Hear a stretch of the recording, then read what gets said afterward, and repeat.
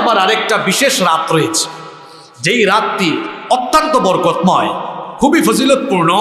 সেই রাতের নাম হচ্ছে লাইলাতুন নিসফে মিন শাবান, মধ্য শাবানের রজনী, যেটা আমাদের বাংলাদেশে, পাকিস্তানে এবং ভারতে, এই ভারতীয় উপমহাদেশে শবে বরাত নামে প্রচলিত। শবে বরাত শব্দটি কোরআন এবং হাদিসে ব্যবহৃত কোনো পরিভাষা নয়, বরং এটি হচ্ছে ফার্সি একটি শব্দ।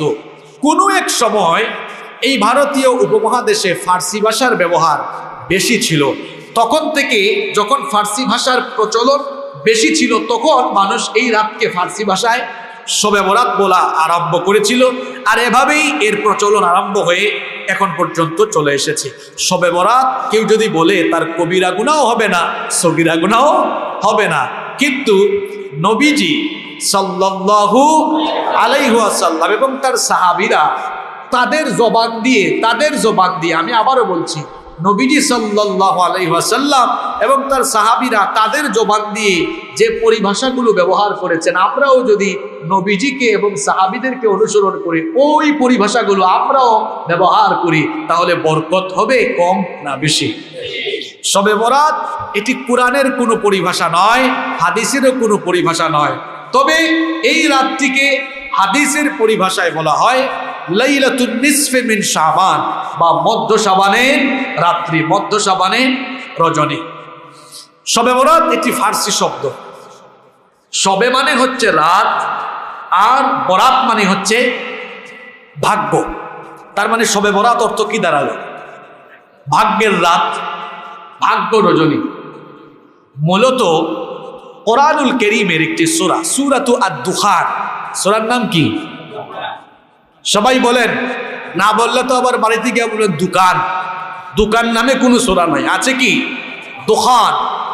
সূরা দুখানের 3 এবং 4 নম্বর আয়াতে অসতর্ক এবং অপব্যাখ্যা থেকে, অসতর্কমূলক অপব্যাখ্যা থেকেই এর নামকরণ হয়েছে। আমি আজকে খুতবার মধ্যে সূরা দুখানের 2টা আয়াত তিলাওয়াত করেছি। আয়াতগুলো এখন আবার পড়ছি। ইন্না আনজালনাহু ফি লাইলাতিন মুবারাকাতিন ইন্না কুন্না মুনজিরিন।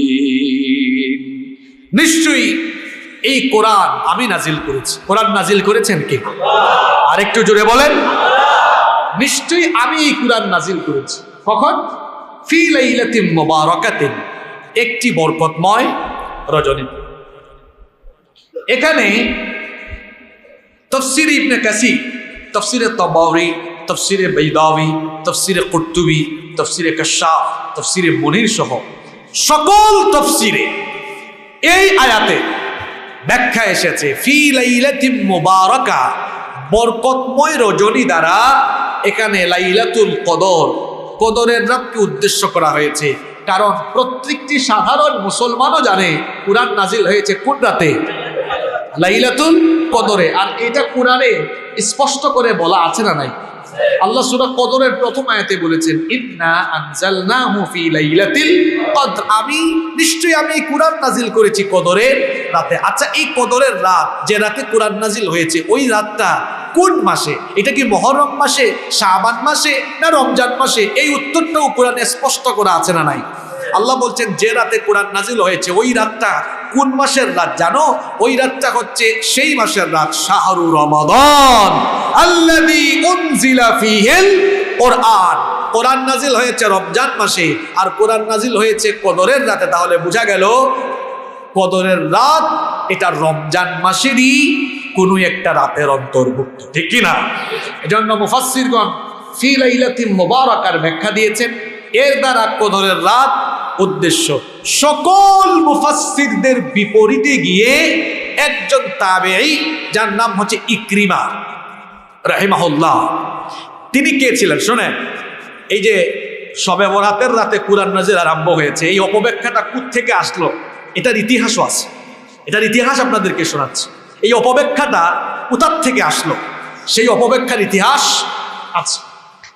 সব মুফাসসিরদের বিপরীতে গিয়ে ইকরিমা রাহিমাহুল্লাহ তিনি কে ছিলেন? তিনি ছিলেন বিখ্যাত সাহাবী রাইসুল মুফাসসিরিন আব্দুল্লাহ ইবনে আব্বাস রাদিয়াল্লাহু আনহু একজন খাদেম।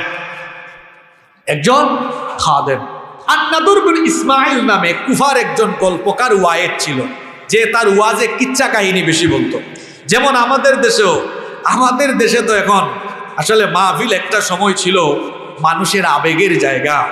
এই চট্টগ্রামেও তো আপনারা 5 দিন ব্যাপী মাহফিল শুনতেন, বাস ভৈরা মানুষ আসতো, কি আবেগ ছিল। প্রতিটা মিনিটে মিনিটে কোরআনের আয়াত শোনা যেত। আর এমন এক হুজুর তাফসীর করতেন, যখন কোরআনের আয়াত তেলাওয়াত করতেন মানুষের কলিজা তখন ঠান্ডা হয়ে যেত। কি সুন্দর আলোচনা ছিল। এখন এই ওয়াজ মাহফিলের ময়দানে কত জাতের, কত রঙের, কত কালারের বক্তার যে আগমন ঘটেছে। কেউ হয়েছে আউল, কেউ হয়েছে বাউল, কেউ হয়েছে ফাউল, কেউ হয়েছে মোটিভেশনাল। কোরআনের তাফসীর হবে এমন, একটা আয়াতের তাফসীর অন্য আয়াত দিয়ে হবে, একটা সূরার তাফসীর হবে অন্য সূরা দিয়ে। পৃথিবীতে কোরআনের চাইতে সুন্দর মোটিভেশনাল কথা, হৃদয় প্রশান্ত করার কথা আর কোথাও নাই। তো গল্পকার মানুষও তো আছে যারা আবুল তাবুল গল্প কাহিনী বলে। নাদর বিন ইসমাঈল নামে কুফার একজন গল্পকার ওয়ায়েদ ছিল, যে বিভিন্ন জায়গায় ওয়াজ নসিহত করত। এই লোকটা তার ওয়াজ নসিহতে ইকরিমা রাহিমাহুল্লাহ তার নিজস্ব মতামতকে রাইসুল মুফাসসিরিন আব্দুল্লাহ ইবনে আব্বাস রাদিয়াল্লাহু আনহুর মত বলে চালিয়ে দিয়েছে। এই আন-নাদর বিন ইসমাঈল সম্পর্কে হাদিসের ইমামগণ, অর্থাৎ হাদিস শাস্ত্র নিয়ে যারা গবেষণা করেন, হাদিস বিশারদগণ আন-নাদর বিন ইসমাঈল সম্পর্কে কমেন্ট করেছেন, এই লোকটা তার ব্যক্তি জীবনে চরিত্রবান হলেও হাদিস বর্ণনার ক্ষেত্রে লোকটা অত্যন্ত দুর্বল। মুফাসসিরগণ বলেছেন সে বিভিন্ন জায়গায় বানোয়াট মিথ্যা কাহিনী শোনায়, সেই কারণে তার সকল বর্ণনা গ্রহণ করা যাবে না। সুতরাং আন-নাদর বিন ইসমাঈলের মাধ্যমে এই অপব্যাখ্যাটা এসেছে। শবে বরাত কুরআন নাজিলের রাত নয়, কুরআন নাজিলের রাত হলো লাইলাতুল কদর। আর কদরের রাত, যে রাতে কুরআন নাজিল হয়েছে, ওই রাতটা কিসের রাত? আল্লাহ তাআলা বলেছেন ফিহা ইউফরাকু কুল্লু আমরিন হাকিম, সেই রাতে প্রত্যেকটা বিষয়ের চূড়ান্ত ফয়সালা করে দেওয়া হয়। অর্থাৎ সেই রাতে ভাগ্যের ভাঙা গড়া চলে, মানুষের ভাগ্যকে এই রাতেই লিপিবদ্ধ করা হয়। সেই রাতই হলো ভাগ্য রজনীর রাত। তাহলে আমরা কোরআন থেকে কোরআনের তাফসীর জেনে আমরা বুঝতে পারলাম কোরআন নাজিল হয়েছে কদরের রাতে, আর যে রাতে কোরআন নাজিল হয়েছে ওই রাতই হলো ভাগ্য রজনীর রাত। এজন্য ভাগ্য রজনী এটা শবে বরাত নয়, ভাগ্য রজনীর রাত হলো লাইলাতুল, আরো জোরে বলেন, লাইলাতুল কদর। তবে কেউ যদি এই রাতকে আরবিতে বলে লাইলাতুল বারাআহ, তাহলে আরো সুন্দর হয়। কারণ বারাআহ, এই যে সূরা তাওবা শুরু হয়েছে কি দিয়ে? সূরা বারাআহ না, সূরা তাওবা শুরু হয়েছে বারাআতুন শব্দ দিয়ে, বারাআতুম মিনাল্লাহি ওয়া রাসূলিহি। বারাআতুম মানে হচ্ছে মুক্তি, ক্ষমা। তাহলে লাইলাতুল বারাআহ এভাবে যদি কেউ আরবিতে বলে অসুবিধা নাই, তাহলে সুন্দর অর্থ হয় ক্ষমার রাত, মুক্তির রাত। আসলেই এই রাতের ফজিলত আছে, এই রাতে আল্লাহ মানুষকে মাফ করেন, ক্ষমা করেন। কিন্তু শবে বরাত ফার্সিতে বলে কেউ যদি উদ্দেশ্য করে এটা ভাগ্য রজনীর রাত, এটা আসলে বাড়াবাড়ি হবে। বাড়াবাড়ি ইসলাম পছন্দ করে না। আমাদের দেশে এই শবে বরাত নিয়ে দুই গ্রুপ আছে। কেউ আছে এটা নিয়ে বাড়াবাড়ি করে, এই রাতে কোরআন নাজিল হয়েছে, এটা ভাগ্য রজনীর রাত। এরা আসলে অতিরিক্ত বাড়াবাড়ি করে ফেলে। আরেক গ্রুপ আছে তো এই রাতের কোনো বিশেষ ফজিলতি নাই, কোনো ইবাদত বন্দেগীর দরকার নাই। এই দুই শ্রেণীর লোকই হচ্ছে অত্যন্ত উগ্র, এই দুই শ্রেণীর লোকই হচ্ছে অত্যন্ত ফিতনাবাজ। ইসলাম মধ্যম পন্থাকে সাপোর্ট করে, বাড়াবাড়ি ছাড়াছাড়ি কোনোটার দিকে আমরা যাব না। চলেন এই রাতের ফজিলত যতটুকু আছে ততটুকু আমরা মেনে বাড়াবাড়ি ছাড়াছাড়িতে না গিয়ে কাজে লাগানোর চেষ্টা করি ইনশাআল্লাহ। এই রাতের ফজিলত অবশ্যই আছে, এটা বরকতময় রাত, এতে কোনো সন্দেহ নেই, এটা অস্বীকার করার কোনো সুযোগ নেই। যদিও লাইলাতুন নিসফে মিন শাবান, মধ্য শাবানের রাত, যেটাকে আমরা শবে বরাত বলি আর কি। আমরা চেষ্টা করব এখন থেকে হয় আরবিতে লাইলাতুন নিসফে মিন শাবান, অথবা আরো শর্ট করে দেই নিসফে শাবান। সহজ হয়ে গেছে না? বলেন নিসফে শাবান, অথবা বাংলায় বলবেন শাবানের মধ্য রজনী অথবা মধ্য শাবানের রাত। তবে মনে হয় সবচেয়ে সহজ হবে এটা নিসফে শাবান, তাই না? আমি আগেই বলেছি যে আসলে শবে বরাত বললে গুনাহ হবে না, কিন্তু নবীজি সাহাবীরা যেগুলো ব্যবহার করেছেন আমরা আস্তে আস্তে অভ্যস্ত হয়ে যাই। কি বলেন? তাহলে আমরা এই রাতকে কি বলবো? নিসফে শাবান। তো নিসফে শাবান, শাবানের মধ্য এই রজনীর ফজিলত আছে, অস্বীকারের কোনো সুযোগ নেই। কারণ এ ব্যাপারে কোরআনের কোনো আয়াত, এই রাতের ফজিলতের ব্যাপারে কোরআনের একটা আয়াত না থাকলেও বিখ্যাত 8 জন সাহাবী থেকে বিভিন্ন সনদে একটি হাদিস বর্ণিত হয়েছে, যেটা শবে বরাত সম্পর্কে, লাইলাতুন নিসফে মিন শাবান সম্পর্কে একমাত্র সহিহ হাদিস। প্রখ্যাত হাদিস বিশারদ আল্লামা নাসিরউদ্দিন আলবানী রাহিমাহুল্লাহ তিনি এই হাদিসটিকে হাসান বলে অভিহিত করেছেন। হাদিসটা হলো এমন: ইন্নাল্লাহা লা ইয়াত্তালিউ ফি লাইলাতিন নিসফি মিন শাবান ফায়াগফিরু লিজামিই খালকিহি ইল্লা লিমুশরিকিন আও মুশাহিন। নবীজি বলেছেন শাবানের মধ্য রজনীতে রব্বুল আলামিন তার সৃষ্টি জগতের দিকে মায়ার নজরে, দয়ার নজরে তাকান। আর 2 শ্রেণীর মানুষ, 1 নাম্বার হলো মুশরিক, যারা আল্লাহর সাথে শিরক করে। 2 নাম্বার হচ্ছে হিংসুক, যারা অন্তরের মধ্যে হিংসা নিন্দা লালন করে। এই 2 শ্রেণীর মানুষ ছাড়া এই রাতে আল্লাহ তাআলা অন্যান্য মুমিনদেরকে মাফ করে দেয়। তাহলে এই হাদিস থেকে বোঝা গেল এটা আসলে ক্ষমার রাত, এটা আসলে মুক্তি রাত। তবে এই রাতে 2 শ্রেণীর মানুষকে কোনোভাবেই ক্ষমা করা হবে। 1 নম্বরে কি বলেছি? জুড়ে বলেন। 1 নম্বরে মুশরিক। শুধুমাত্র মূর্তি পূজা করার নাম শিরক নয়, এছাড়াও আরো কত জাতের শিরক আছে। কথা কাজেও তো আমরা শিরক করি। কয় সকল ক্ষমতার মালিক জনগণ, উৎস জনগণ, মারাত্মক শিরকি কথা। এরপরে অনেকে আছে সাহায্য মরা মানুষের কাছে, জীবিত মানুষের কাছে চায়, এটা আল্লাহর সাথে শিরক। অনেকে আছে সন্তান চায় মরা ব্যক্তির কাছে, জীবিত ব্যক্তির কাছে, কবরে শুয়ে থাকা লোকের কাছে। কি বলেন, এগুলো আছে না নাই? আর চট্টগ্রামে এগুলো অনেক কম, তাই না? অনেকে আছে চাকরির বরকতের জন্য গিয়ে কবরে সুতা টানায় দেয়, এগুলো শিরক। অনেকে আছে তাবিজ ব্যবহার করে এই উদ্দেশ্যে, এই তাবিজ আমাকে সন্তান দিয়ে দিবে, এই তাবিজ আমাকে ব্যবসায় বরকত দিয়ে দিবে, এগুলো হচ্ছে মারাত্মক শিরক। এরকম শিরকি কর্মকাণ্ডে যারা জড়িত এই রাতে তারা ক্ষমা পাবে না। আর মুশরিকদের জন্য জাহান্নাম হারাম করে দিয়েছেন কে? এরা মাফও পাবে না, জাহান্নাম থেকে মুক্তিও পাবে না। খালিদিনা ফিহা আবাদা, এরা চিরদিনের জন্য জাহান্নামে ঢুকবে, এদের জন্য কোনো মুক্তি নাই। 2 নম্বর হচ্ছে হিংসুকরা, এই রাতে আল্লাহর কাছ থেকে ক্ষমা পাবে। কি বলেন, আমাদের মধ্যে হিংসা নিন্দা আছে না নাই? একজন বাড়ি বানায় ফেলছে, হিংসা শুরু হয়ে গেছে। একজন ভালো কাজ করছে, হিংসা শুরু হয়ে গেছে। আর হিংসা কার সাথে কে করে জানেন? সমপর্যায়ের লোকেরা সমপর্যায়ের লোকদের সাথে হিংসা করে। সমপর্যায়ের লোকেরা সমপর্যায়ের লোকদের সাথে হিংসা করে। আর মানুষ তখনই হিংসা করে, কেউ কাউকে হিংসা করে তখন সে আসলে তার মতো হতে চায়, কিন্তু তার মতো হতে পারে না, এজন্য হিংসা করে। আর হিংসা হচ্ছে একটা মারাত্মক রোগ। হিংসার মারাত্মক 2টা কুফল আছে। হিংসার কয়টা কুফল আছে? 2টা। এটা চলেন আমরা হাদিস থেকে জেনে নেই। এটা আবু দাউদ শরীফে বর্ণিত হয়েছে। নবীজি বলেছেন, ইয়াকুম ওয়াল হাসাদ, তোমরা হিংসা নিন্দা থেকে বেঁচে থাকো। কেন?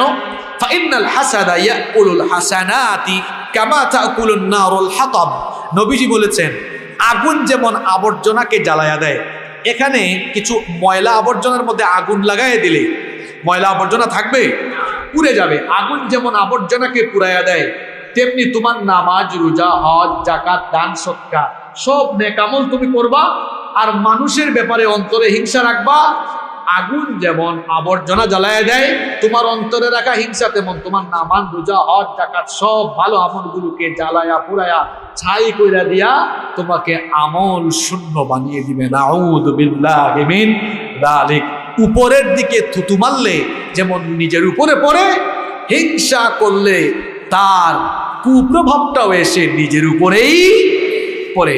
সুতরাং নিজে নিজেকে ধ্বংসের দিকে দেওয়া যাবে না। তাহলে হিংসার 1 নম্বর কুফল হবো, যারা অন্তরে হিংসা রাখবে তার এই হিংসার আগুন তার সমস্ত নেক আমলকে পুরাইয়া দিবে। হিংসার 2 নম্বর পরিণাম হলো, নবীজি বলেছেন, এটা মুসলিম শরীফের হাদিস, নবীজি বলেছেন তু'রাদু আ'মালুন নাসি ফি কুল্লি জুমআতিন মাররাতাইনি ইয়াউমাল ইসনাইনি ওয়া ইয়াউমাল খামিস। নবীজি বলেছেন প্রত্যেক সপ্তাহের 2 দিন, সোমবারে এবং বৃহস্পতিবারে মানুষের আমলনামা ফেরেশতারা আল্লাহর সামনে পেশ করে আল্লাহ তাআলা ওই সময় সবাইকে মাফ করে দিলেও এক শ্রেণীর মানুষের ব্যাপারে আল্লাহ ক্ষমা করার সিদ্ধান্ত নেন না।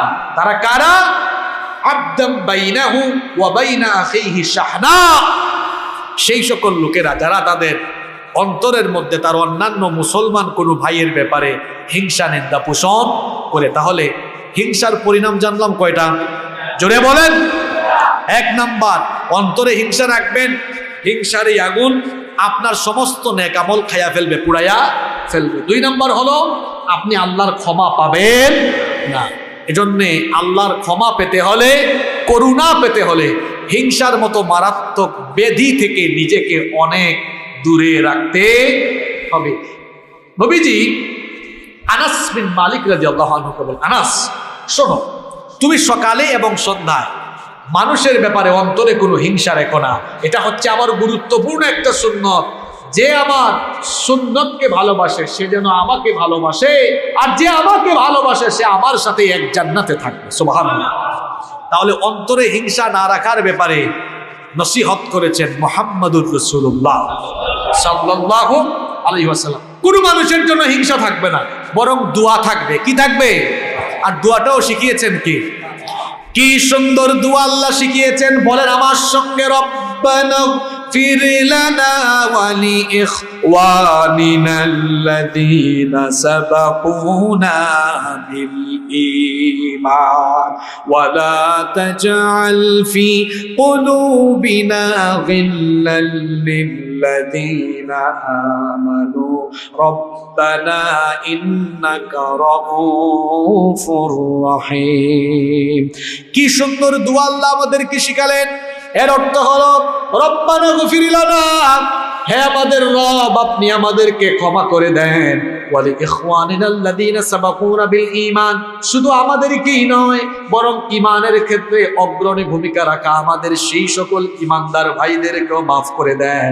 ওয়া লা তাজআল ফি কুলুবিনা গিল্লাল লিল্লাযীনা আমানু, আর আমাদের ঈমানদার ভাইদের ব্যাপারে আমাদের অন্তরে যেন কোনো হিংসা না থাকে সেই তৌফিক আমাদেরকে দান করে দেন। আরো আসতে বলেন আমিন। তাহলে হাদিস থেকে আমরা এই লাইলাতুন নিসফে মিন শাবান, মধ্য শাবানের রাতের প্রথম ফজিলত জানলাম। এটা ক্ষমার রাত, এটা মুক্তির রাত। এটা কিসের রাত? ক্ষমার রাত, মুক্তির রাত। অন্য আরেকটা হাদিস আছে, এই হাদিসটাকেও মুহাদ্দিসগণের কেউ কেউ তারা গ্রহণযোগ্য বলেছেন। হাদিসটা হলো এই, এটা আহমদ, তিরমিজি এবং ইবনে মাজাহ বর্ণিত হয়েছে। হাদিস বর্ণনা করেছেন আম্মা জান আয়েশা রাদিয়াল্লাহু আনহা। তিনি বলছেন, ফাকাদতু রাসূলুল্লাহি সাল্লাল্লাহু আলাইহি ওয়াসাল্লাম যাতা লাইলা, তিনি বলছেন এক রাতে আমি নবীজিকে খুঁজে পাচ্ছিলাম না, তিনি আমার ঘরেই ছিলেন। আমার হঠাৎ ঘুম ভাঙলো, কিন্তু নবীজিকে আমি খুঁজে পাচ্ছিলাম না। ফাখারাজতু, আমি ঘর থেকে বের হলাম, নবীজিকে খুঁজতে লাগলাম। খুঁজতে খুঁজতে গিয়ে দেখি ফাইদা হুয়া বিল বাকিয়া রাফিউন রাসাহু ইলা সামা, আমি গিয়ে দেখি নবীজি বাকিতে আছেন। গরকাদুল বাকি, যেটা বাংলাদেশে আপনারা বলেন জান্নাতুল বাকি। কোত্থেকে যে এইসব নাম আসছে আমি জানি না।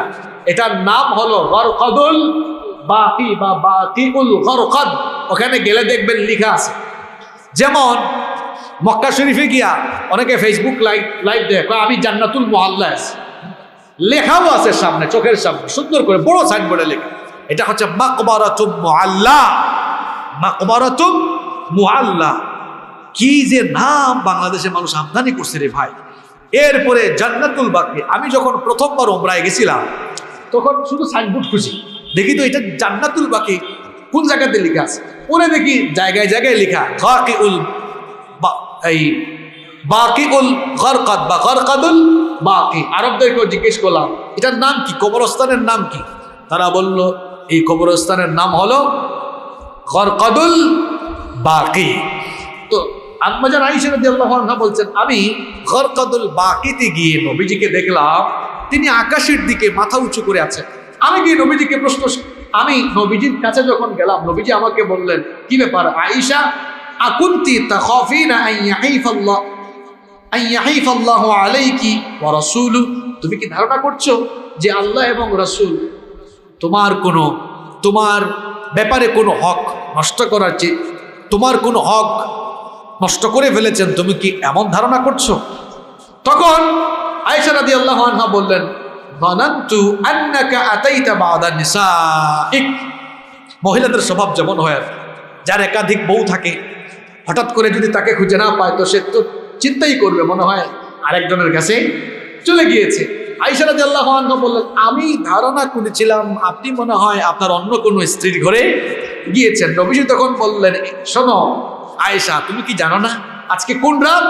আজকে হলো লাইলাতুন নিসফি মিন শাবান, এটা মধ্য শাবানের রাত। ইন্নাল্লাহ আযজা ওয়া জাল্লা ইয়ানজিলু লাইলাতান নিসফি মিন শাবান ইলা সামাঈদ দুনিয়া ফায়াগফিরু লি আকথারা মিন আদাদি শা'রি গনামি কালবিন।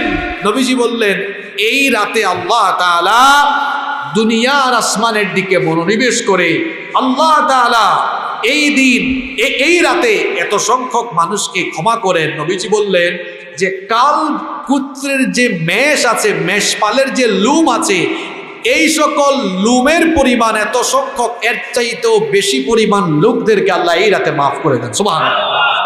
তাহলে এই হাদিসগুলো থেকে বোঝা গেল এই রাত ক্ষমার রাত, মুক্তির রাত, এতে কোনো সন্দেহ নাই। এই হাদিসগুলো ছাড়া লাইলাতুন নিসফি মিন শাবান সম্পর্কে আরো যত হাদিস বর্ণিত হয়েছে, সেগুলোর কোনোটিকে হাদিস বিশারদগণ দঈফ, দুর্বল, কোনোটিকে জাল এবং কোনোটিকে মিথ্যা এবং বানোয়াট বলে আখ্যায়িত করেছেন। যেগুলো সহিহ সনদে বর্ণিত হয়েছে সেগুলো আমি আপনাদেরকে শোনালাম। তাহলে এই হাদিসগুলো থেকে জানা গেল এই রাত ক্ষমার রাত, মুক্তির রাত, এতে কোনো সন্দেহ নাই। তাহলে প্রশ্ন হতে পারে যে লাইলাতুন নিসফি মিন শাবানে আমরা কি করব? কি করবেন সেটাই বলছি। বাড়াবাড়ি করবেন না, উগ্রতা দেখাবেন না, আবার বিতর্কে লিপ্ত হয়ে ছাড়াছাড়িও করবেন না, এগুলো ছাইড়া দেন। তাহলে আমরা এই রাতে কি করব? এই রাতে আমরা শবে বরাতের নামাজও বানাবো না, শবে বরাতের কোনো রোজাও বানাবো না। আমাদেরকে অনেকে বলে, হুজুর শবে বরাতের নামাজটা কেমনে পড়তাম? আসলে শবে বরাতের আলাদা কোনো নামাজ নাই, আলাদা কোনো রোজাও নাই। তবে সালাফদের মধ্যে কেউ এই রাতে ব্যক্তিগত আমল করেছেন। তো আপনিও যদি নিসফে শাবানের রাতে আপনি যদি ব্যক্তিগত আমল করেন, নফল ইবাদত করেন, তাহাজ্জুদ করেন, জিকির আজকার করেন, কুরআন তেলাওয়াত, এই আমলগুলো যদি করেন, কোনো অসুবিধা আছে? অসুবিধা নাই। দলবদ্ধ হয়ে একদম সবাই সমবেত হয়ে উচ্চস্বরে কিংবা সমবেত হয়ে একত্রিত হয়ে কোনো কিছু করার কোনো প্রয়োজন নাই। বরং সালাফদের কেউ যেহেতু এই রাতে ব্যক্তিগত আমল করেছেন, শাবান মাস এমনিই হচ্ছে ফজিলতের মাস, আপনিও সেই রাতে অন্যান্য রাতে যেমন নফল ইবাদত করেন, ওই রাতেও আপনি নফল ইবাদত করতে পারেন, কোনো অসুবিধা নাই। রোজার ব্যাপারেও কথা হলো, শবে বরাতের আলাদা কোনো রোজা নাই। দেখেন, আমরা আলোচনা শুরু করেছিলাম, বলেছিলাম রমজান মাসের পরে নবীজি সবচেয়ে বেশি রোজা রাখতেন কোন মাসে? শাবান মাসে। সুতরাং শাবান মাসে কেউ যদি রোজা রাখে, এমনকি ওই নিসফে শাবান বা শবে বরাতেও যদি কেউ রোজা রাখে, আপনি উগ্রতা দেখায় বললেন না তুমি কেন রোজা রাখলা, আবার যে রাখলো না তাকে আবার আপনি বললেন না তুমি কেন রাখলা না। যেহেতু এটা এমনি ইবাদতের মাস, কেউ রোজা রাখলে কোনো অসুবিধা নাই। তবে নিয়ত রাখা যাবে না এটা শবে বরাতের রোজা, মনে রাখতে হবে শাবান মাস পুরো মাসটাই নফল রোজার মাস। আলহামদুলিল্লাহ। বরং সবচেয়ে ভালো হয়, আমি একটা পরামর্শ সবাইকে দেই, শুধু ওই 14ই শাবান দিবাগত রাত, এর পরের দিন রোজা না রাখা 13, 14, 15 একটানা 3 দিন রোজা রাখেন, আরো ভালো। কারণ নবীজি প্রত্যেক মাসের এই 3 দিন রোজা রাখতেন, এতে করে শাবান মাসের আমলও হলো, আর ওই যে নবীজি মাসের 3 দিন রোজা রাখতেন, ওই আমলটা হলো এক ঢিলে 2 পাখি, 2টা সুন্নতের উপরে আমল হয়ে গেল। সুবহানাল্লাহ। তাহলে 13, 14, 15 রোজা রাখেন, কোনো অসুবিধা নাই। তাহলে করণীয় হলো যে যতটুকু পারেন নফল ইবাদত করবেন, শুধু ওই রাতে নয়, বরং শাবানে পুরো মাসটাই করব ইনশাআল্লাহ। এই রাতে কিছু কুসংস্কার প্রচলিত আছে আমাদের সমাজে, এই কুসংস্কার থেকে আমাদেরকে বের হতে হবে। কিছু গুনাহ কুসংস্কার আছে, সেগুলো থেকে আমরা বেঁচে থাকবো। যেমন এই রাতে বিভিন্ন মাজারগুলোকে সাজায়া তারপরে মাজার কেন্দ্রিক শিরক এবং বেদাতি কর্মযজ্ঞ পরিচালিত হয়, আছে না নাই? শোনেন, আমরা আমাদেরকে অনেকে মনে করি এরা পীরাউলিয়া বিরোধী। আমরা পীরাউলিয়া বিরোধী নাই, আমরা আসলে ভণ্ডামি বিরোধী। আমরা ভণ্ডামি বিরোধী। আপনি কোনো অলির মাজার দিয়ে যাচ্ছেন, যদি তিনি সত্যিকারের কোনো আল্লাহর অলি হন, তো পাশ দিয়ে যাচ্ছেন, জিয়ারত করে যান, সালাম দিয়ে যান, কোনো অসুবিধা আছে? কিন্তু আপনাকে সাজদারিতে কে বলছে? আপনাকে ওখানে গিলাফ টানাইতে কে বলেছে? আপনাকে কবরে আগরবাতি মোমবাতি জ্বালাতে কে বলেছে? আপনি আল্লাহর কোনো অলির কবরের পাশ দিয়ে যাচ্ছেন, অসুবিধা নেই, জিয়ারত করে চলে যান। যে কোনো কবরের পাশ দিয়ে যাচ্ছেন, জিয়ারত করে যান। ওখানে আগরবাতি দেওয়া, ওখানে আলো জ্বালানো, মোমবাতি জ্বালানো, ফুল ছিটাইয়া দেওয়া, গোলাপ জল ছিটাইয়া দেওয়া, মাজারে সাজদা দেওয়া, আমরা আসলে পীর বিরোধী নই, অলি বিরোধী নই, আমরা আসলে মাজার নিয়ে ব্যবসায়িক কর্মকাণ্ডের বিরোধী। আমরা আসলে ভণ্ডামি বিরোধী। এজন্য আমাদেরকে, আমাদের কথাকে অপছন্দ করে তারা মাজারের নামে ভণ্ডামির ব্যবসা করে যারা, আমাদেরকে ওয়াহাবি বলে তারা মাজারের ব্যবসায় লাল বাতি জ্বলে যাবে আমাদের কারণে, এই ধারণা পোষণ করে যারা, শিরকি কাজে লিপ্ত হওয়া যাবে।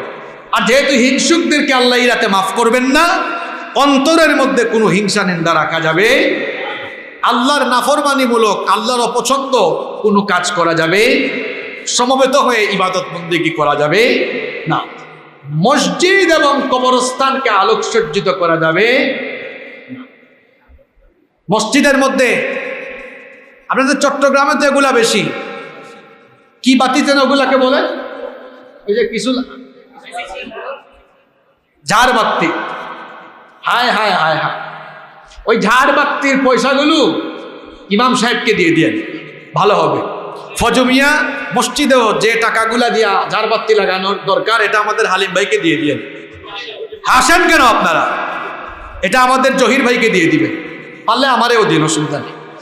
হাদিয়া দেওয়াও সুন্নত, নেওয়াও সুন্নত, কোনো অসুবিধা আছে? আলেমদের হাতে পয়সা গেলে ভালো কাজে, অথবা অসহায় মানুষদেরকে দিয়ে দিন। বহুত মসজিদ আছে, মসজিদের মধ্যে হাজার হাজার টাকা জিনিসপত্র লাগায়, ঝাড়বাতি লাগায়, মসজিদের ইমাম সাহেবের বেতন কয়েক মাস আটকায় রেখেছে। কোন জাতের জালিম কমিটি চিন্তা করেছে? কি বলেন, এরকম আছে না নাই? এই সবে বরাতের আগে এগুলা না লাগাইয়া টাকাগুলা ইমাম সাহেবরে দিয়ে দিয়েন। ইমাম সাহেব খুশি তো নামাজের মনোযোগও বেশি, ইমাম সাহেবের টেনশনে রাখেন না, বলে ইমাম সাহেবের মনোযোগ অন্যদিকে চলে যাইতে পারে। আর আমি এটা বাংলাদেশের সবাইকে বলবো, ইমাম সাহেব যারা আছেন, আলেম যারা আছেন, তাদেরকে মূল্যায়ন করেন। এতগুলো মানুষকে তিনি নামাজ পড়ান, ইমাম সাহেবের বেতন বাড়ানো দরকার। কারণ ইমাম সাহেবের যদি টাকা পয়সার টেনশন থাকে, তাহলে দেখা যাবে নামাজের মধ্যে সূরা কেরাতে বেশি ভুল হবে, খুশুয়ের মধ্যে ডিস্টার্ব ঘটে যেতে পারে। ইমাম সাহেবদেরকে বেশি বেশি মূল্যায়ন করে। এটা শহরাঞ্চলের চেয়ে গ্রামাঞ্চলে জুলুম হয় বেশি। এখানে তো গ্রামে বিভিন্ন জায়গায়, শহরে তো মক্তব নাই, গ্রামে বিশেষ করে দেখবেন ইমাম সাহেব 5 ওয়াক্ত নামাজও পড়ায়, আবার মক্তবে সকালবেলা অথবা বিকেলবেলা 200 ছাত্রকে পড়ায়। হায় রে হায়, মানুষের কমন সেন্স কোথায় দেখেন? 5 ওয়াক্ত নামাজ আর এতগুলা বাচ্চারে পড়ায়, মাস শেষে 5000 টাকা বেতন দেয়। আরে ভাই, প্রত্যেকটা ছাত্রের বেতন যদি 100 টাকা করে হিসাব করেন, 200 গুণ 100 মাইরা দেখেন ইমাম সাহেবকে কত টাকা দেওয়া দরকার, ঠিক কিনা বলেন? মানুষকে মূল্যায়ন করতে শিখেন, মানুষকে মূল্যায়ন করুন। আপনার ছেলেকে, আপনার মেয়েকে যখন ইংরেজি, ম্যাথ, অন্যান্য সাবজেক্ট কেউ টিউশনই করায়, 12 দিনে 16 দিনে 5000 টাকা দিয়ে দেন, আর ইমাম সাহেবকে টাকা দিতে তো কুতাকুতি করেন কেন? বলেন তো, কোরআনের চেয়ে দামি কোনো কিতাব আছে? কোরআনের চেয়ে অন্য কোনো বইয়ের দাম বেশি? কোরআনের শিক্ষকের চেয়ে অন্য কোনো শিক্ষকের দাম বেশি? কি সুন্দর ভদ্র মানুষ আমরা, সুন্দরভাবে উত্তর দিতে পারি। তো যদি দাম বেশি না হয়, তো কোরআনের শিক্ষকের চেয়ে অন্য শিক্ষকের দাম বেশি এত হয় কেন? তাহলে তো কোরআনের শিক্ষককে এভাবে মূল্যায়ন করা দরকার। অন্য কাউকে যদি দেওয়া হয় 10,000, তো কোরআনের শিক্ষককে দেওয়া দরকার 20,000। এই জায়গাতে এসে সবাই ফ্রি খুঁজে, মাগনা মাগনা কিছুই ভালো না। এরপরে আসুন, এ রাতে মৃত ব্যক্তি, মরা মানুষের আত্মা নাকি ঘরে ফিরে আসে। এই জন্য অনেক মানুষ ঘরের মধ্যে আগরবাতি জ্বালায় রাখে। কি বলেন, এই কুসংস্কার আছে না নাই? আমি একদিন এক ব্যাককলকে দেখলাম আগরবাতি হাতে নিয়ে নিয়ে শবে বরাতের রাতে ঘুরে, আগরবাতি এরকম এরকম করে একটু পরপর। আমি এই ব্যাককলকে ডাকলাম, ডেকে বললাম, এ ব্যাককল, আগরবাতি 4-5টা হাতে নিয়ে এমনি এমনি করস কেন? কয় আত্মারা যে ফিরে আসতেছে, আমি আত্মাদের শরীরের মধ্যে আগরবাতির ঘ্রাণ লাগাই দিতেছি। আপনারা আসতেছেন কিন্তু কথাগুলো বাস্তব না অবাস্তব? যে দুনিয়া থেকে চলে যায় সে আর ফিরে আসার ক্ষমতা আছে? আল্লাহু আকবার বলে আইয়াযু বিল্লাহ। আল্লাহ আমাদেরকে হেদায়েত দান করেন। আতশবাজি ফুটায় শবে বরাতের রাতে, আছে না নাই? আপনি অসুস্থ মানুষকে কষ্ট দেন আতশবাজির আওয়াজে, শিশুদের, বয়স্ক মানুষের কষ্ট হয়, খবরদার, এগুলো করা যাবে না। আবার অনেকে আছে খাওয়া দাওয়া উৎসবের রাত, চট্টগ্রামে তো এগুলো আছে মাশাআল্লাহ, গরুর মাংসের শর্ট পড়ে যায় দোকানে দোকানে। গত বছর আমি স্বপ্নতে দেখলাম এই একটা নোটিশ লাগানো শবে বরাতের কয়েকদিন আগে, পবিত্র শবে বরাত উপলক্ষে গরুর মাংসের অগ্রিম অর্ডার নেওয়া হচ্ছে। হ্যাঁ, পুরোটারও অগ্রিম অর্ডার, মানে বোঝা যাচ্ছে শবে বরাত আসছে তো খাওয়ার রাত চলে এসেছে। মানুষ হালুয়া রুটি বানায়, হালুয়া রুটি বানান নাকি আপনারা? কই বানান, আমারে তো দিলেন না। এগুলা করেন কারবার, হ্যাঁ, এগুলা করা যাবে না। এটাকে উৎসবের রাত হিসাবে পরিণত করা যাবে না। অনেকে আবার কয় না না, এটা ভাগ্য রজনীর রাত, এই রাতে যত ভালো খাইবা ভাগ্য একদম, ভাগ্য একদম ফলা যাবে, সারা রাত সারা জীবন ভালো খাইতে পারবে, সারা বছর ভালো খাইতে পারবা না। এগুলো কুসংস্কার। এই সকল কুসংস্কার থেকে আল্লাহ আমাদেরকে হেফাজত করেন এবং এর আজকে কোনোভাবেই ভাগ্য রজনী মনে করা যাবে না। তাহলে আজকের জুমার খুতবায় আমরা শাবান মাসের ফজিলত জানলাম। আমরা শাবান মাসটাকে কাজে লাগাবো। লাইলাতুন নিসফে মিন শাবান, মধ্য শাবানের এই রাতে আমরা বাড়াবাড়ি ছাড়াছাড়ি না করে যে যতটুকু পারি আমরা নফল ইবাদত করব। কোনো প্রকার কুসংস্কার, শিরক, বেদাত এবং অন্যায় অপকর্মে আমরা জড়াবো না ইনশাআল্লাহ। এখন যে মাসটি চলমান সেটি হচ্ছে মাহে শাবান। শাবানের এই মাসটি হচ্ছে রমাদান আল কারীমের জন্য প্রস্তুতি গ্রহণের মাস। শাবান মাস এটি অত্যন্ত বরকতময়, খুবই ফজিলতপূর্ণ একটি মাস। কিন্তু দুঃখজনক হলেও সত্য, এই শাবান মাসে বেশিরভাগ মুসলমানরা অত্যন্ত গাফেল থাকে। এর কারণ হলো শাবান মাসের ফজিলত সম্পর্কে অজ্ঞতা, শাবান মাসের গুরুত্ব সম্পর্কে না জানা। শাবান মাসের গুরুত্ব এবং তাৎপর্য আমরা জানি না বলে এই মাসে যে পরিমাণ প্রস্তুতি নেওয়া দরকার এবং যে পরিমাণ আমলে মনোনিবেশ করা দরকার আমরা তার থেকে অনেক পিছিয়ে থাকি। কারণ হলো শাবান মাস সম্পর্কে আমরা জানি না। শাবানের মাস আসলেই নবীজি বলেন সাল্লাল্লাহু আলাইহি ওয়াসাল্লাম প্রস্তুতি শুরু করে দিতেন এবং রমাদান আসার আরো কয়েক মাস আগে থেকেই দোয়া শুরু করতেন, আল্লাহুম্মা বাল্লিগনা রমাদান, আল্লাহ আমাদেরকে রমাদান পর্যন্ত পৌঁছিয়ে দেন, বলেন আমিন। শাবান মাস আসলে নবীজি আমলে কেমন মনোনিবেশ করতেন, এই মাস যে মাসে আমরা এখন আছি এই মাসকে নবীজি কতটা গুরুত্ব দিয়েছেন চলুন আমরা হাদিস থেকে জেনে নেই। এই হাদিসটি মুসলিম শরীফে বর্ণিত হয়েছে। হাদিস বর্ণনাকারীর নাম হচ্ছে উম্মুল মুমিনিন, আমাদের মা নবীজির প্রিয়তমা স্ত্রী আম্মা জান আয়েশা রাদিয়াল্লাহু আনহা। হাদিসটি বলার আগে বর্ণনাকারী সম্পর্কে আপনাদেরকে একটু ধারণা দিই। এই হাদিসটি যিনি বর্ণনা করছেন অর্থাৎ নবীজির প্রিয়তমা স্ত্রী আম্মা জান আয়েশা রাদিয়াল্লাহু আনহা, তিনি নবীজিকে যতটা কাছ থেকে দেখেছেন, নবীজির আমল সম্পর্কে তিনি যতটা জানেন, বলেন তো দুনিয়ার অন্য কোনো মানুষ কি সেই পরিমাণ জানার কোনো সুযোগ আছে? তো হাদিস যিনি বর্ণনা করছেন তিনি নবীজির সবচেয়ে কাছাকাছি থেকেছেন, তিনি নবীজির আমলগুলো একেবারে কাছ থেকেই অবলোকন করেছেন। তিনি এই হাদিস বর্ণনা করছেন, আম্মা জান আয়েশা রাদিয়াল্লাহু আনহা বলেছেন, মা রাআইতু রাসূলুল্লাহি সাল্লাল্লাহু আলাইহি ওয়াসাল্লাম ইসতাকমালা সিয়ামা শাহরিন ইল্লা রমাদান। আম্মা জানা আয়েশা রাদিয়াল্লাহু আনহা বলেছেন, আমি রাসূল করিম সাল্লাল্লাহু আলাইহি ওয়াসাল্লামকে রমজান মাস ছাড়া অন্য কোন মাসের পুরোটা, অর্থাৎ রমজান মাসে যেমন নবীজি পুরা মাস ফরজ রোজা রাখতেন, এই রকম করে অন্য কোন মাসে এত পরিমাণ রোজা রাখতে দেখি নাই।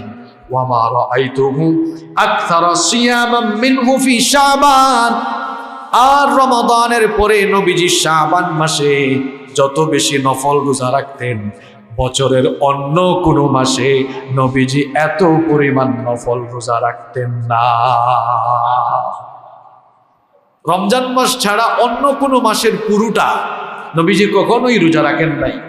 আর রমজানের পরে শাবান মাস ছাড়া নবীজি অন্য কোন মাসে এত বেশি নফল রোজা রাখেন নাই। আম্মা জান আয়েশা রাদিয়াল্লাহু আনহা বলছেন, কানা ইয়াসুমু শাবানা কুল্লাহ।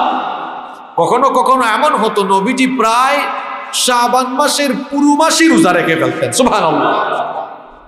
কানা ইয়াসুমু শাবানা ইল্লা কলিলা।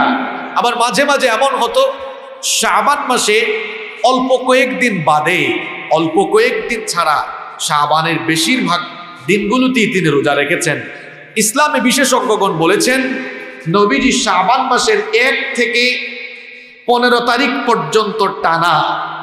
আবার কেউ কেউ বলেছেন নবীজি শাবান মাসের শেষের দিকে কয়েকটা দিন ব্যতীত শাবান মাসের বাদবাকি দিনগুলো তিনি নফল রোজা পালন করতেন। সুবহানাল্লাহ। নবীজি যেহেতু এই মাসের অল্প কয়েকদিন ছাড়া বাদবাকি এই মাসের অন্যান্য দিনগুলোতে রোজা রেখেছেন, যেহেতু নবীজি রোজা রেখে এই মাস কাটিয়েছেন, তাহলে বুঝাই যাচ্ছে এই মাসের গুরুত্ব আছে। এই মাসের গুরুত্ব আছে। এখন একটা প্রশ্ন হতে পারে, কি কারণে নবীজি এই মাসে এত বেশি নফল রোজা রাখতেন? চলুন আমরা এটাও হাদিস থেকে জেনে নেই। নবীজি শাবান মাসে অত্যধিক পরিমাণে নফল রোজা রাখতেন 2টা কারণে। জোরে বলেন, কয়টা কারণে? নাসাই শরীফে হাদিস বর্ণিত হয়েছে। হাদিস বর্ণনাকারী সাহাবীর নাম হচ্ছে উসামা ইবনু যায়েদ রাদিয়াল্লাহু আনহু। উসামা ইবনু যায়েদ রাদিয়াল্লাহু আনহু বলছেন, আমি একদিন নবীজিকে জিজ্ঞেস করলাম, লাম আরাকা তাসুমু শাহরাম মিনাশ শুহুরি মা তাসুমু মিন শাবান। আমি নবীজিকে প্রশ্ন করলাম, ওগো আল্লাহর নবী, আপনি শাবান মাসে যে পরিমাণ নফল রোজা রাখেন, অন্য কোনো মাসে তো এত পরিমাণ নফল রোজা রাখতে আমি দেখি নাই। এই শাবান মাসে আপনি এত বেশি নফল রোজা পালন করেন কেন? তিনি প্রশ্ন করেছেন নবীজিকে।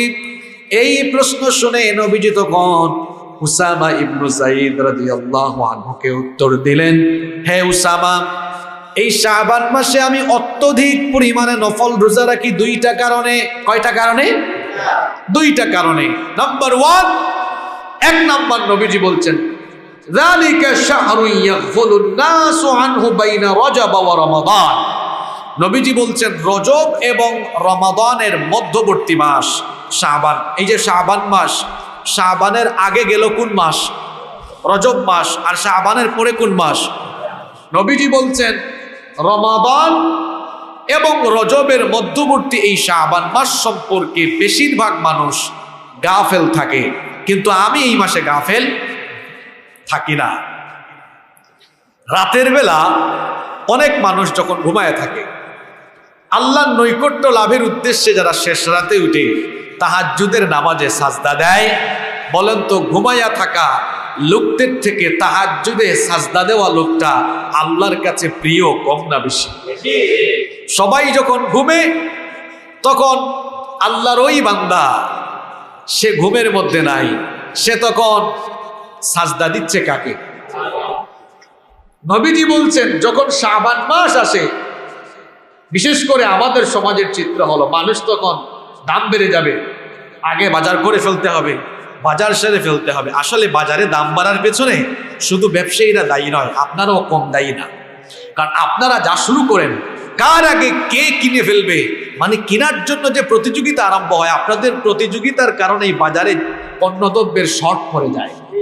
অন্যান্য মাসে আপনারা যেমন বাজারগুলো যখন প্রয়োজন তখন করেন, রমজানের আগেও যদি আপনারা যখন প্রয়োজন তখনই বাজার করতেন, দেখতেন বাজারে অতিরিক্ত কোনো চাহিদা তৈরি হতো না। অতিরিক্ত চাহিদার ফলে পণ্যের ঘাটতি দেখা দেয়, আর পণ্যের ঘাটতি যখন দেখা দেয় তখন এক শ্রেণীর ব্যবসায়ী নামের কসাইরা এই সুযোগে তারাও কসাইগিরি আরম্ভ করে দেয়। ঠিক করার আগে নিজেদেরকে ঠিক করেন, নিজেদেরকে ঠিক করেন। এক একটা পরিবারে দেখা যায় বছরের অন্য মাসের চেয়ে রমজান মাসে খরচ বেশি লাগে। আরে রমজান মাসে তো খায় মাত্র 2 বেলা, অন্যান্য সময় 2 বেলা খাবার 2-3 বেলা নাস্তা, তো অন্য সময় খরচ হওয়ার কথা বেশি, রমজানে কম হওয়ার কথা, কিন্তু আপনার তো রমজানে বেশি হচ্ছে। এটা কি খাওয়ার মাস না আত্মশুদ্ধির মাস? তো আত্মশুদ্ধির মাস হলে এত খাওয়া খাওয়া খাওয়া খাওয়া করেন কেন? আল্লাহ আমাদেরকে হেদায়াত দান করেন। যে জিনিসের দাম বেশি ওইটা কিনা কমায় দিবেন। আমাদের দেশে জিনিসপত্রের দাম বাড়ার পেছনে আমরা ক্রেতারাও দায়ী আছি। সয়াবিন তেলের দাম বাড়ছে না? দাম বেড়েছে। আমি সিলেটে এবার গিয়ে দেখলাম মানুষ প্রচুর পরিমাণে সরিষা চাষ করেছে, আমাদের পরিবারেও সরিষা চাষ হয়েছে, তো ভালোই হয়েছে। এই যে সরিষা চাষ, সবাই যদি সরিষা চাষ করে সরিষার তেল খাওয়া আরম্ভ করে, যারা সয়াবিন তেলের দাম একেবারে 1000 টাকার দ্বারপ্রান্তে নিয়ে গেছে, আমরা যখন সয়াবিন তেল বাজার থেকে কিনবো না তখন মাইকিং করবে, আসেন আসেন আসেন আসেন আসেন সয়াবিন তেল নিয়ে যান, দাম কমায় দিয়েছি। ঠিক কিনা বলেন? ঠিক তো এত জুড়ে কইলেন, কাম করার বেলায় তো না। ছোলার দাম বাড়ায় দিয়েছে, ছোলা খাওয়া বন্ধ করে দেন কয়েক। সারাদিন রোজা রাখার পরে আপনি নরম খাবার খান, তরল খাবার খান। আপনারা তো চট্টগ্রামের মানুষ, ছোলা না হইলে আপনাদের হই না। কয়েকদিন বাদ দিয়া দেখেন ছোলা ব্যবসায়ীরা কি করে, দেখবেন এমনিতেই দাম কমায় দিবে। আসুন আমরা একটু সচেতন হই, যে জিনিসের দাম বাড়াবে ওই জিনিস কেনা বন্ধ করে দেবে। ওইটা কেনা বন্ধ করে দেখবেন অটোমেটিক কয়েকদিন পরে এটার দাম একেবারে কমে যাবে। এই সয়াবিন তেলের দাম এটা কমানোর জন্য, এটা ইউটিউবেও যারা দেখবেন তাদেরকে বলবো, বইলাও লাভ নাই। আসলে আমাদের দেশের মানুষকে বুঝাইয়া লাভ হয় না। ওই আবারও গিয়ে লাইন ধরে দাঁড়ায় যায়। যখন দেখবে ওই যে বেশ কিছুদিন আগে অক্টেনের দাম বাড়াইছিল না, আরে বাপ রে বাপ, অক্টেনের দাম বাড়িয়েছে, প্রতিবাদ তো দূরের কথা, অথবা এটা নিয়ে বুদ্ধিভিত্তিক কাজ করা দূরের কথা, মানুষ তাদের গাড়ি বের কইরা অক্টেন কালেকশন শুরু করেছে। কি জাতের পাবলিক চিন্তা করেছে? মানে আমরা নিজেরাই বাজারের মধ্যে দাম বাড়ানোর জন্য অনেকাংশেই দায়ী। আল্লাহ আমাদেরকে বুঝার তৌফিক দান করুন। তো নবীজি বলছেন, যখন সব মানুষ গাফেল থাকে তখন আমি গাফেল হতে চাই না, আমি এই শাবানের মাসে তখন ইবাদতে মনোনিবেশ করি। সুবহানাল্লাহ পড়েন। আমি বলেছিলাম নবীজি রমজান এই শাবান মাসে অত্যধিক পরিমাণে নফল রোজা পালন করতেন। কয়টা কারণে? 2টা। 1 নাম্বার, মানুষ এই মাসে গাফেল থাকে, নবীজি বলেছেন আমি এই মাসে গাফেল হতে চাই না। 2 নম্বর কারণ হলো নবীজি বলেছেন এটা কোন মাস? ওয়া হুয়া শাহরুন। নবীজি এই মাসের পরিচয় করিয়ে দিচ্ছেন শাবান মাসে।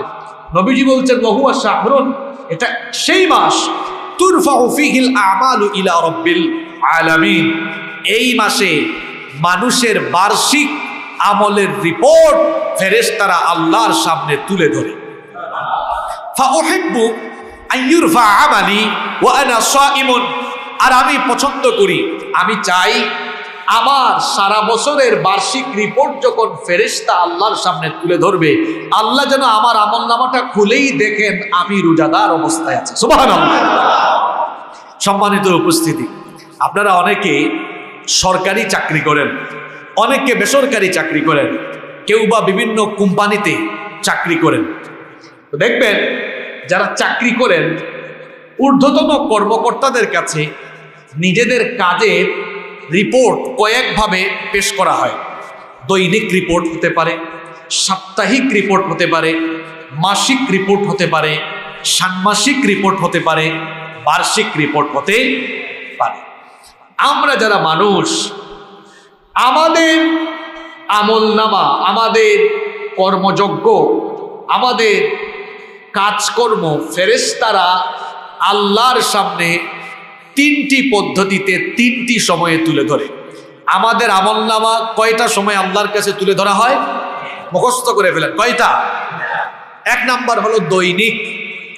2 নাম্বার হলো সাপ্তাহিক, 3 নাম্বার হলো বার্ষিক। 1 নাম্বার সাপ্তাহিক না, সামনে থাইকা কি করেন আপনি? 1 নাম্বার দৈনিক, 2 নাম্বার সাপ্তাহিক, 3 নাম্বার আবার বলেন 1 নাম্বার দৈনিক, 2 নাম্বার সাপ্তাহিক, 3 নাম্বার প্রতিদিন 2 বার। প্রতিদিন কয়বার? কোন সময়ে? ফজরে এবং আসরের পরে, সকাল এবং সন্ধ্যায়। আমাদের আমলনামা ফেরেশতারা আল্লাহর সামনে তুলে ধরে। এটা হলো দৈনিক। আর সপ্তাহে কয়দিন? 2 দিন। কয়দিন? কোন কোন বারে? সোমবারে এবং বৃহস্পতিবারে। নবীজি সোমবারে এবং বৃহস্পতিবারে রোজা রাখতেন। কেন জানেন? কারণ সোমবারে আর বৃহস্পতিবারে ফেরেশতা বার্ষিক রিপোর্ট নিয়ে আল্লাহর সামনে পেশ করে। নবীজি বলেন সোমবারে বৃহস্পতিবারে 2 দিনে যেহেতু ফেরেশতা গিয়ে বার্ষিক রিপোর্ট পেশ করে থাকে, আমি পছন্দ করি আল্লাহ যেন আমার আমলটা হাতে নিয়েই আমলনামা খুলেই যেন আল্লাহ দেখেন আমি তখনও রোজাদার অবস্থায় আছে। সুবহানাল্লাহ। সাপ্তাহিক। 3 নম্বর হলো বার্ষিক রিপোর্ট, গোটা বছরের রিপোর্ট ফেরেশতারা কোন মাসে পেশ করে? শাবান মাসে। কোন মাসে? এই মাস যেটা চলছে, এই মাস, যেই মাসে ফেরেশতা বার্ষিক রিপোর্ট আল্লাহর সামনে পেশ করে। শোনেন, একটা সুন্দর কথা আমার মনে পড়ল। মনে করেন আপনি কোথাও চাকরি করেন, আপনি খুব দায়িত্ববান লোক, সবসময় আপনি ডিউটি পালন করেন। কথা শুনতেছেন তো? আপনি খুব দায়িত্ববান, আপনি সবসময় আপনার ডিউটি সুন্দরভাবে পালন করেন। একদিন ঊর্ধ্বতন কর্মকর্তা অডিট করতে আসলেন। এখন সবসময় আপনি দায়িত্ব পালন করেন, কিন্তু যেদিন ঊর্ধ্বতন কর্মকর্তা অডিট করতে আসলেন, উনি আইসা দেখেন আপনি চেয়ারের মধ্যে হেলান দিয়া, ঠ্যাঙের উপর ঠ্যাং তুইলা তারপরে ফোনে কথা বলছেন, অথবা আপনি সিগারেট খাইয়া উপরে ধোঁয়া দিয়া দেখতেছেন যে ধোঁয়াইটা কদ্দুর উঠল। সারা বছর আপনি দায়িত্ব পালন করেছেন, কিন্তু যেদিন ঊর্ধ্বতন কর্মকর্তা অডিট করতে আসছেন, ওই দিন যদি এসে দেখে আপনি ডিউটি পালন না করে দায়িত্বে গাফলতি করছেন, তাহলে বলেন তো ঊর্ধ্বতন কর্মকর্তা অডিটে মন্তব্য ভালো লিখবে না খারাপ লিখবে? আপনার চাকরি থাকবে কিনা সন্দেহ আছে। আপনি সারা মাস ইবাদত, সারা বছর ইবাদত করেছেন, আর যেই মাসে ফেরেশতা রিপোর্ট নিয়ে আল্লাহর কাছে যাবে, ওই মাসেই যদি আপনি গাফেল থাকেন, তো আল্লাহ তো আমলনামা উল্টাই দেখবেন, আপনার অবস্থা ভালো। নবীজি বলেছেন উসামা ইবনু যায়েদ রাদিয়াল্লাহু আনহুকে, উসামা তুমি আমাকে প্রশ্ন করেছো কেন আমি শাবান মাসে বেশি রোজা রাখি? 2টা কারণ। এই মাসে মানুষ গাফেল থাকে, আমি গাফেল থাকি না, আমি রোজা রাখি। 2 নম্বর কারণ হলো আল্লাহ যেন আমলনামা উল্টাই দেখেন আমি রোজাদার অবস্থায় আছি। সুবহানাল্লাহ। তাহলে কেন নবীজি এই মাসে বেশি বেশি নফল রোজা রাখতেন আমরা সবাই বুঝতে পেরেছি তো? সম্মানিত মুসল্লিবৃন্দ, এজন্য শাবান মাস, এই মাসে যেন আমরা গাফলতি না করি। আমরা নবীজিকে ভালোবাসি কথায় কথায় নাকি কাজে কর্মেও প্রমাণ দেব? তো কাজে কর্মে প্রমাণ দিতে হলে নবীজি শাবান মাসে সবচেয়ে বেশি নফল রোজা রাখতেন। আমাদেরও সকলের জায়গা থেকে এই মাসে যে যতটুকু পারি ততটুকু নফল রোজা পালনের জন্য চেষ্টা করার দরকার আছে না নাই? আপনারা দেখবেন যারা খেলাধুলা করে, ফুটবল খেলোয়াড়, ক্রিকেট খেলোয়াড়, যে মাঠে তারা খেলবে খেলার দিনে গিয়ে খেলে না, খেলার আগে ওই মাঠে গিয়ে তারা 2-3 দিন প্র্যাকটিস করে। আপনাদের চট্টগ্রামে স্টেডিয়াম আছে না? যেদিন খেলা, এই যে কিছুদিন আগে কি জানি বাংলাদেশের কি বলে ক্রিকেটের একটা খেলা গেল না, বিপিএল, তো যে মাঠে যখন খেলা হয় ওরা ওই দিন আসে না, প্লেয়াররা কয়েকদিন আগে চলে আসে। এসে তারা যে মাঠে খেলবে ওই মাঠে কি করে? প্র্যাকটিস করে। প্র্যাকটিসের পরে তারা খেলতে নামে। রমজান মাসে আপনি রোজা রাখবেন, ইবাদত করবেন, আপনি সরাসরি ইবাদতে মনোনিবেশ করলে আপনি হয়তো আনইজি ফিল করবেন বা সঠিকভাবে আপনি ইবাদত করতে পারবেন না। অনুশীলনের জন্য আছে শাবান মাস। শাবান মাসে প্র্যাকটিস করে ইবাদতের একটা চর্চা করে রমাদান মাস আরম্ভ করলে আপনার রমাদান ইফেক্টিভ হয়ে যাবে ইনশাআল্লাহ। আল্লাহ। এই জন্য শাবান হচ্ছে রমাদানের প্রস্তুতি গ্রহণের মাস। শাবান হচ্ছে রমাদানের প্রস্তুতি গ্রহণের মাস।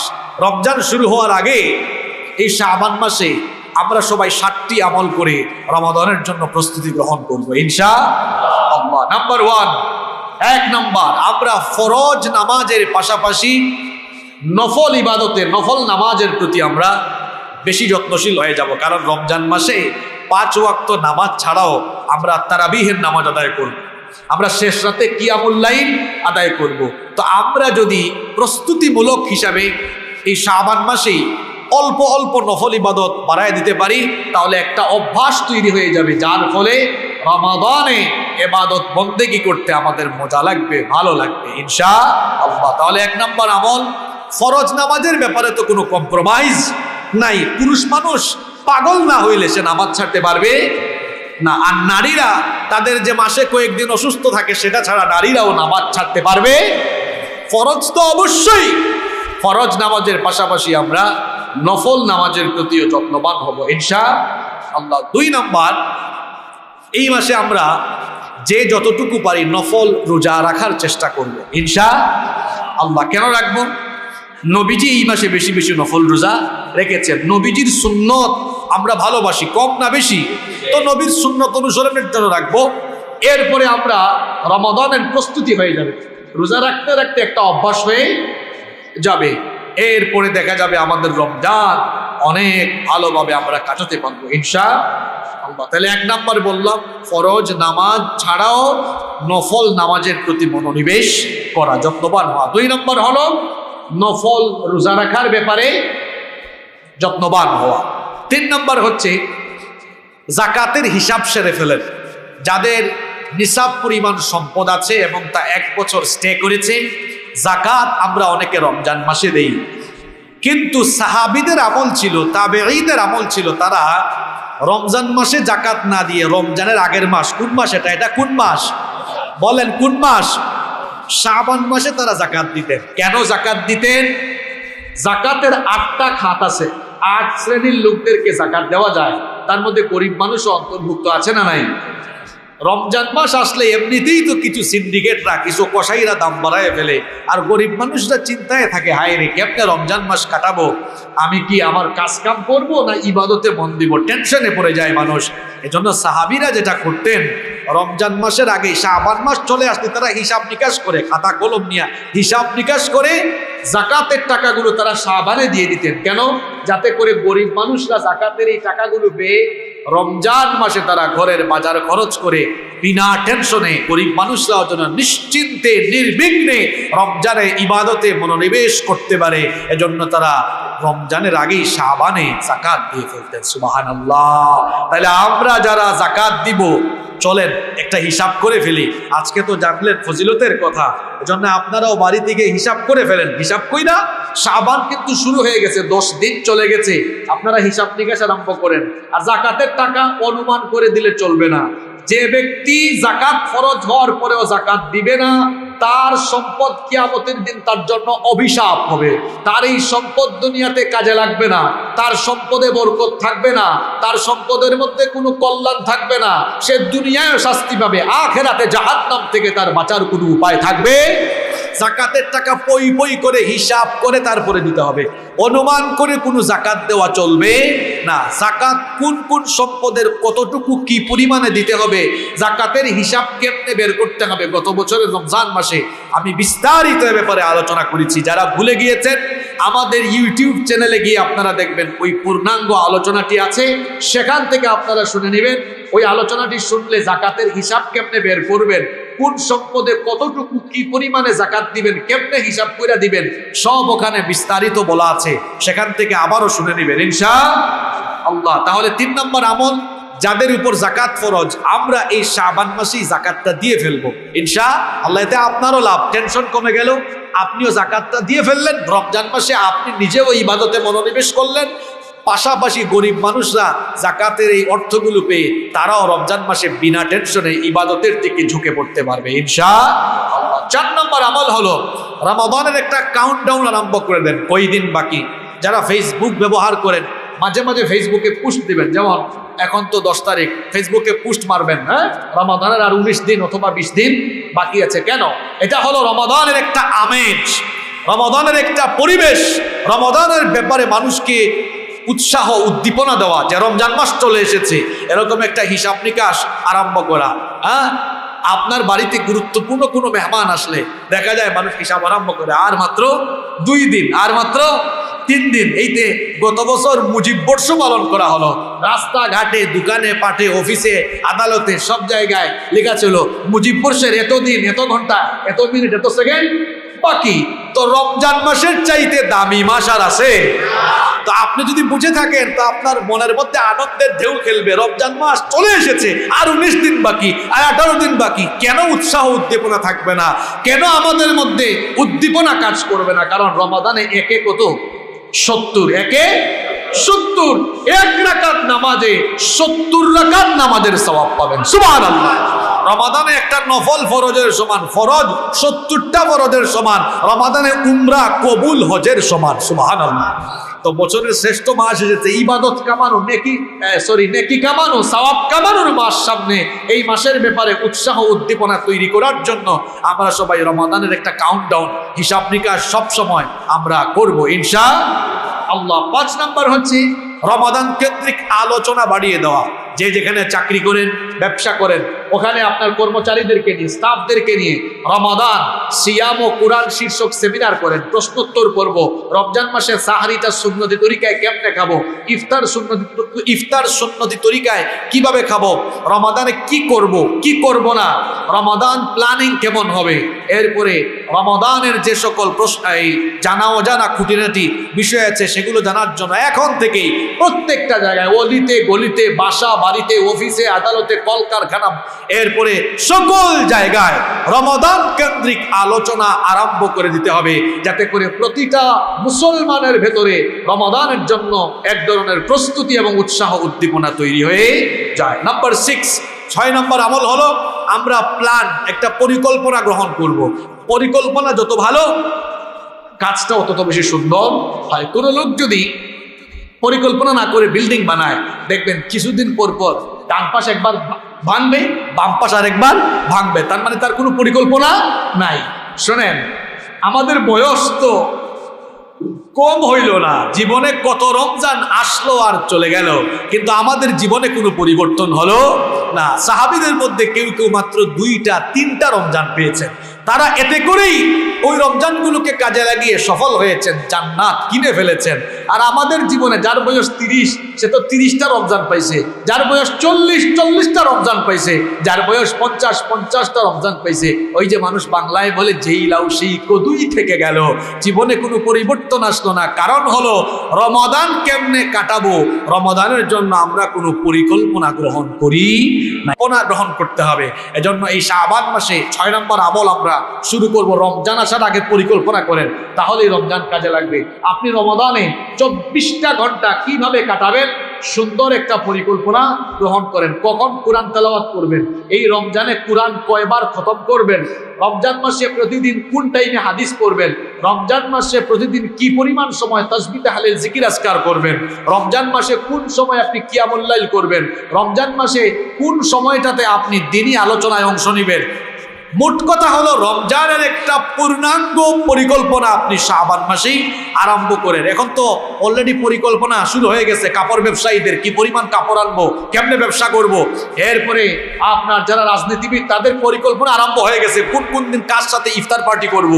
মানে আমাদের যে পরিকল্পনা, অথচ পরিকল্পনা দরকার ছিল এমন হওয়া, কিভাবে নামাজ পড়বো, কিভাবে জিকির আজকার করবো, কিভাবে কোরআন তেলাওয়াত করবো, কয় খতম দিব, এগুলো নিয়ে পরিকল্পনা হওয়ার কথা ছিল।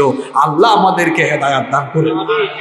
7 নম্বর হলো যাদের বিগত বছরের রোজা কাজা কিংবা কাফারা আছে, এই রমজান শুরু হওয়ার আগে কাজা কাফারা গুলো আদায় করে ফেলেন। কারণ 1 বছরের রোজা কাজা কাফারা রেখে আরেক বছরের নতুন রোজা শুরু করা যায় না। বিশেষ করে মা বোনরা তো ফেসবুক লাইভে বা ইউটিউবে শুনবেন, মা বোনদের রোজা কাজা কাফারা থাকতে পারে। আপনারা রমজান মাস শুরু হওয়ার আগে শাবান মাসে বিগত বছরের কাজা কিংবা কাফারা থাকলে সেগুলো কমপ্লিট করে ফেলবেন। কারণ এই শাবান মাস হলো রমাদানের প্রস্তুতি গ্রহণের মাস। আর প্রস্তুতি গ্রহণের জন্য কয়টা আমলের কথা বলেছি? আরো জুড়ে বলেন। 7টা। 1 নম্বর কি বলেছিলাম? ফরজ নামাজের প্রতি নফল নামাজে বেশি বেশি যত্নবান হওয়া। 2 নম্বর নফল রোজার প্রতি যত্নবান হওয়া। 3 নম্বর যাদের উপর জাকাত ফরজ জাকাত এই মাসে দিয়ে ফেলা। 4 নম্বর হলো রমাদানের হিসাব নিকাশ করা। 5 নম্বর হলো রমাদান কেন্দ্রিক আলোচনা বাড়িয়ে দেওয়া। 6 নম্বর হলো রমাদানের জন্য খায়া ফেলছেন নাকি পরিকল্পনা গ্রহণ করা। আপনারা কি ওয়াজ মাহফিলের শ্রোতার মতো নাকি? যে কিছু মানুষ আছে আইসা আবেগ ঠিক ঠিক ঠিক, হ্যাঁ, এরপরে কিছুক্ষণ আবেগ দেখায়া চলে গেল। না, জ্ঞান মানুষকে সমৃদ্ধ করে। যেটা শুনবেন তো দিলের কান দিয়ে শুনবেন, যেটা শুনবেন তো ভালো করে শুনবেন। আমরা যখন পড়াশোনা করতাম, আমরা যখন স্টুডেন্ট লাইফে ছিলাম, উস্তাদদের ঠোঁটের দিকে তাকায় থাকতাম, চোখের দিকে তাকায় থাকতাম, যেটা বলেছে সাথে সাথে ব্রেইনে ক্যাচ করে ফেলতাম। এভাবে চেষ্টা করতাম যে 40 মিনিট 50 মিনিট বা 1 ঘন্টার লেকচারের পুরাটা লেকচার মাথার ভিতরে ঢুকায় রাখার চেষ্টা করতাম। এই জুমার খুতবাটা আপনাদের জন্য ক্লাস, এটা আপনাদের জন্য জ্ঞান অর্জনের জায়গা, শেখার জায়গা। যে কথাগুলো বলা হবে একদম ইনস্টল করে ব্রেইনে রেখে দিবেন। পারবেন তো ইনশাল্লাহ? 6 নম্বর বলেছি পরিকল্পনা গ্রহণ করবেন। 7 নম্বর হচ্ছে বিগত বছরের রোজা কাজা কিংবা কাফারা থাকলে সেগুলো আদায় করে ফেলবেন। এভাবে আমরা শাবান মাসে রমাদানের জন্য প্রস্তুতি গ্রহণ করে রমাদানের জন্য আমরা প্রিপেয়ার হয়ে যাব ইনশাআল্লাহ। কারণ শাবান মাস এটি মুবারক মাস, এটি অত্যন্ত ফজিলতপূর্ণ মাস। আল্লাহ তাআলা এই মাসের সকল ফজিলত হাসিল করার তৌফিক আমাদের সবাইকে দান করেন। জুড়ে বলেন আমিন।